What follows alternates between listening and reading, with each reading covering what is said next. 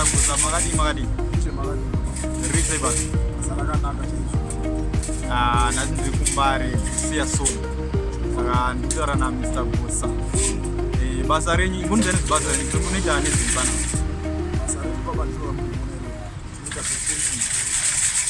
sinoruka fence dzamuriona dzesezi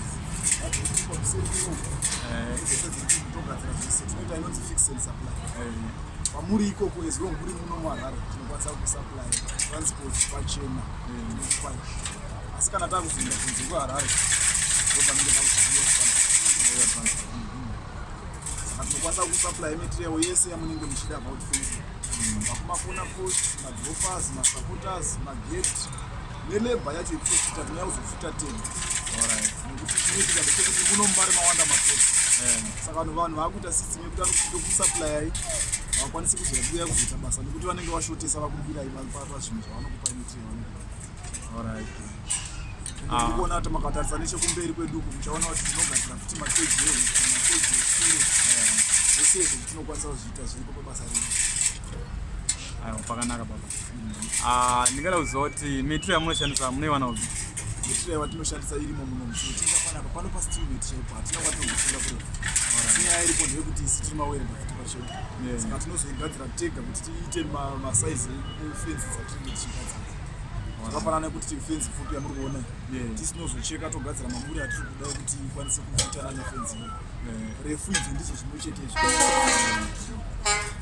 ndingada kuziva kuti makadzidzira kuti zvekugadzira fensi zvakatanga sei? Ichocho chokwadi chakaitika ndechekuti inini ndichipinda muno muHarare ndakamboshanda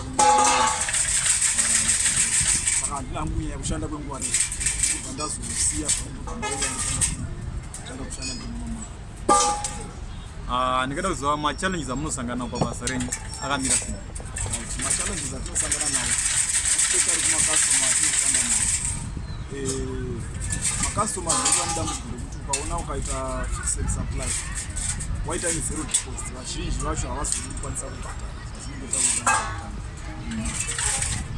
vanozoda kunoita chipoti zvakafanana nekuti patori nevanhu kuti vakatowanda vanotongori nemari dzinhu vanozotora dzinenge dzekuti havachadi kubhatara nenhau yekuti unenge wamuitira basa pasina mari yamungamuza.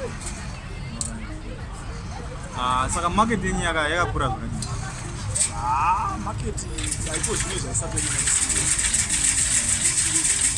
nenhau yekuti makastoma mamwe vachitotanga kuziva vamwewo ndo vatagara tichishanda navo saka haisati yanyanya.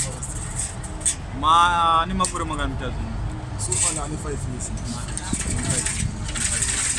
Ndingada kuziva kuti munoshanda megara mune vamwe vamunoshanda navo pabasa renyu? Vakomana vanoshanda vari kuruka waya kuseni vari kufura ndikukusiwa vatorika panapa toshanda tiri kufanana nekuti tikada kuziva kuzoita kana fenzi zvinokwenu totongouya tichifamba kauti pane kuti vanoita zvinhu vakawanda sei kana ari mashoma panongouyo kana vanhu ndikukuitirai basa.